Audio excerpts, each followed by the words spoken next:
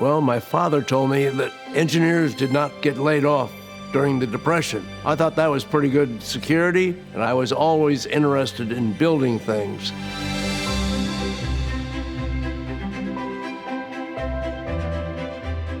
He's a go-getter. He started the company by sort of raising his hand at a cocktail party saying, I can build that warehouse for you, and that attitude never really stopped.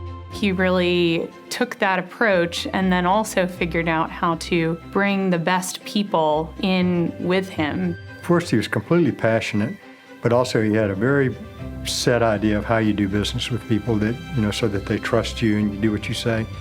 And by the early 70s, he had pretty much surrounded himself with a group of people that had that same philosophy. He really founded a company built on the idea of professionalism and integrity. Mr. Hines likes to talk about the future and about his dreams. He's always been that way. And he had big dreams. You're darn right I was nervous. And you're darn right I was scared. I don't want to ever be in those kind of situations ever again, nor do I want any of you to be. Jerry truly risked everything he had to do this major project, but it was something I think he and his vision always wanted to do. One shell at that time was the tallest concrete building in the world, and is still the tallest lightweight concrete building in the world.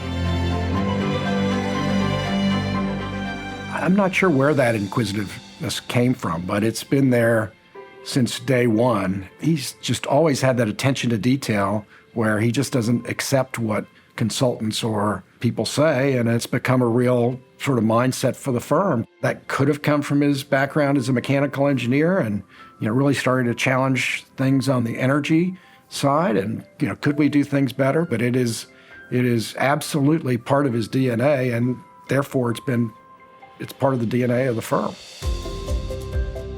We wanted something unique. We wanted something that didn't have to be the tallest building in the city to be unique. So design was extremely important. We had a major tenant who was Pennzoil, and Mr. Hugh Litke and Bill Litke said, I'm only going to build one major business building in my business career, and I want it to be outstanding. We asked the architect to come up with a design that possibly could have two major tenants. Mr. Johnson came up with two buildings, two trapezoids in counterpoint. And I think the sensitivity of the design is that in most entries to the city, it's a living piece of sculpture. I really do think that a legacy Dad has given to the real estate world and developers is he was one of the first to marry great architecture with the office building world. Prior to that, the great architects of the world really worked on museums and universities. Most office buildings were pretty dull, boring, rectangular boxes. But Dad started working with some of the world's great architects. I think he was successful because he knew so much about construction, and the people around him knew so much about construction that the architects didn't view him as an enemy, that he would take the time to understand what they wanted to achieve, but then figure out a way to do it so that it was financially feasible. And I do think a lot of other developers, after Jerry had done it, realized that that could be done. And I think that helped the landscape of buildings in the world. What Hines is trying to do is to build great architecturally conceived projects and projects that provide the ultimate in comfort and working efficiency for our clients. He has cared before the word sustainability even was out there. He cared about how the buildings work. He cared about, inherently, its engineering side, he cared about the efficiency. So it's been a part of the Hines culture forever. Great architecture, great public places, meticulous attention to detail, follow through, and a great man. Grateful for what he's done for the field of architecture. I wish there were more people would take up his example. I don't think of him the same way I think of any other developer. I think of two things. I think of architecture, and I think of a kind of quiet, focused discipline. And You know, that combination of enthusiasm and intense discipline that he has is fantastic. I mean, he's just put those things into a kind of harmonic balance that nobody else ever has. Everything I've done and everything I've been, I owe to Jerry Hines. You're always looking for what will create the value and the long-term value and the civic gesture to the city. To be a good building and a good citizen is very important. One of the things that I always look to is my grandpa. You know, hard to say he's not a pretty good leader, so he's always saying you got to put people first, and so really making sure that you're treating everyone with respect, treating everyone equally, and making sure that you trust them and they trust you. That's kind of the key to leadership. Jerry Hines taught me a long time ago, hire the very best people you can, keep them focused, stay out of their way, and let them be creative and inventive. And so that's what I've done, and it has been a lot of fun watching these people be very, very brilliant. Yeah, we started with one person, and now we're 4,500. And it's the leadership that's going to take the firm forward.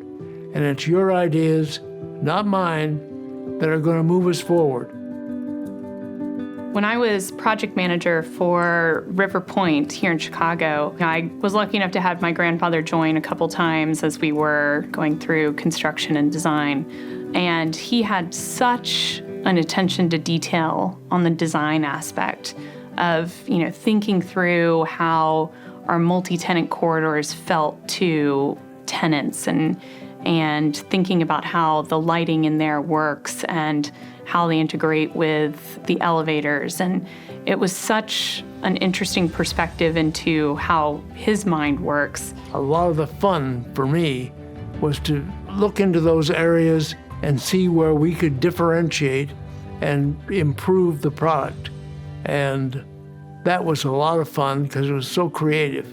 I think that set us ahead in many ways. What's interesting for me, he absolutely comes from that design perspective and really understanding how the space works for the user. I think my dad has a very financial approach to real estate and to creating value.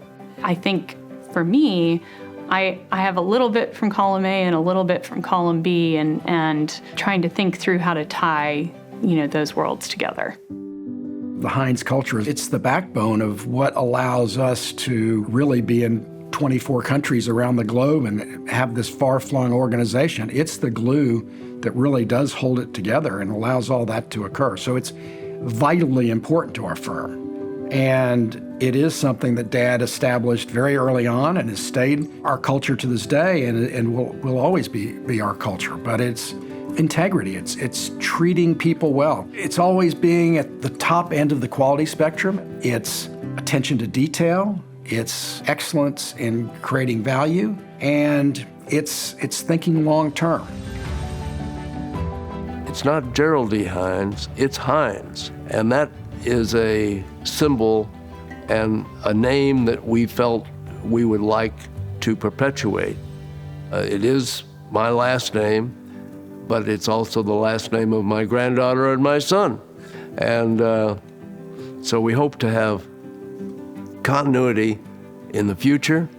And I think that we have built the reputation of Hines for quality and architectural excellence and fair dealing with the people that we do business with. That's very important to me and to my family. So we hope to perpetuate the same type of integrity that we do throughout the world.